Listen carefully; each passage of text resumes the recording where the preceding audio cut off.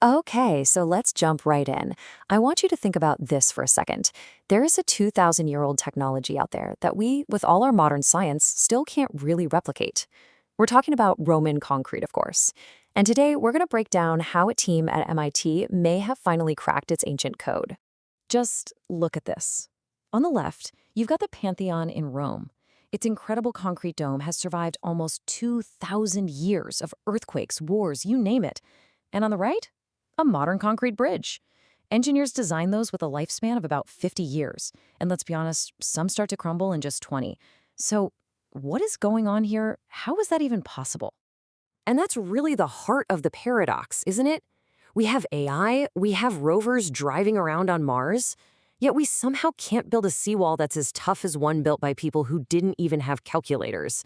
It's truly one of the most fascinating engineering mysteries in all of human history. So, this all brings us to the big question, the one that has been bugging scientists and engineers for decades. What on earth did the Romans know that we don't? What was their secret? Well, the material itself is called opus caementitium, and its recipe, if you look at what ancient engineers wrote, seems kind of bizarre. It's a mix of volcanic ash, lime, and seawater. Yeah, you heard that right, seawater, an ingredient that would absolutely wreck modern concrete. So, the first huge clue in solving this mystery didn't come from a fancy, high-tech lab. Nope, it came from an ancient text, and this is where the story gets really, really cool. Almost 2,000 years ago, a Roman historian named Pliny the Elder was watching them build harbors, and he wrote that the concrete becomes every day stronger. Now, for centuries, scientists just kind of blew this off as, poetic language. I mean, how could something possibly get stronger over time, especially when it's constantly being battered by the ocean? Well, it turns out Pliny wasn't being poetic at all. He was being incredibly accurate. Researchers figured out that as seawater works its way into the concrete, it actually reacts with the volcanic ash. This whole chemical reaction grows these new, super rare minerals, like al-tobermorite.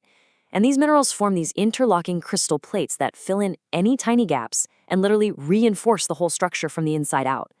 The ocean isn't destroying the concrete, it's feeding it. And for a long time, that was it. Everyone thought, case closed, that's the secret.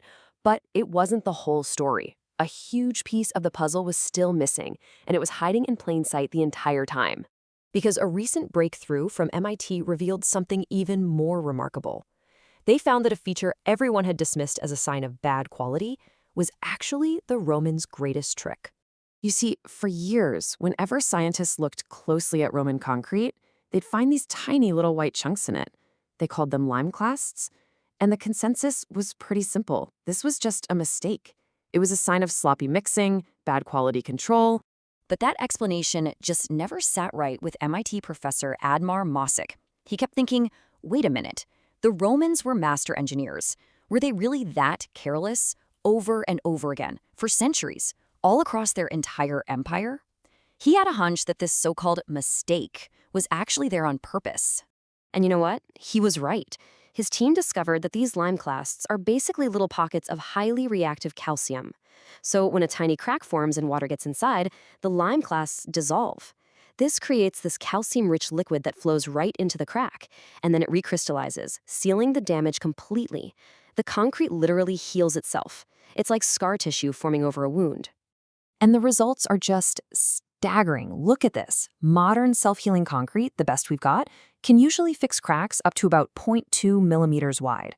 The Roman-style concrete they made in the lab, it healed cracks 3 times larger.